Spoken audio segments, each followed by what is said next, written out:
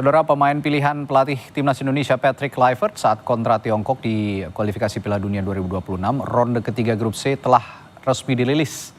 Kluivert memilih 23 pemain setelah 5 pemain lainnya juga dicoret. Untuk di deretan penjaga gawang atau kiper, Kluivert menetapkan 3 nama, diantaranya Nadeo Argawinata, Emil Audero Mulyadi, dan Hernando Ari Sutaryadi. Selanjutnya di posisi bek, Timnas ada 4 nama yang dipilih. Di antaranya ada Justin Hubner, Jai Itses, Rizky Ridho, dan Meis Hilgers.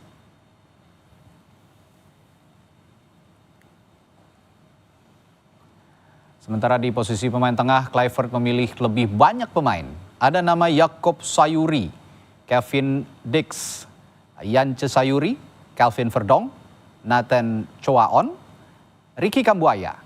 Ada pula Tom Haye, Joey Pelupesi, Ivar Jenner, dan Dean James.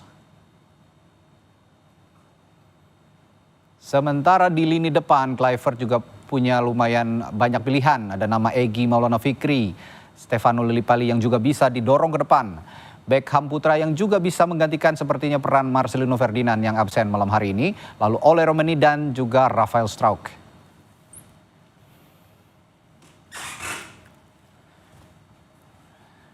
Dari 23 pemain yang didaftarkan untuk melawan Tiongkok, siapa penghuni starting 11 atau 11 nama pertama? Berikut prediksi kami. Di posisi penjaga gawang, sepertinya akan diisi oleh Emil Audero, kemungkinan akan menjalani debutnya malam hari ini.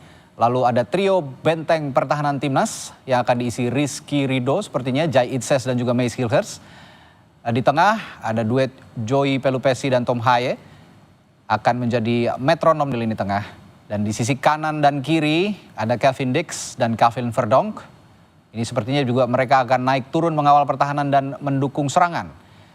Dan sementara di lini depan ada trio Egy Maulana Fikri, Ole Romeni, dan Stefano Lillipali yang sepertinya juga akan menambah daya dobrak penyerang lini depan Indonesia.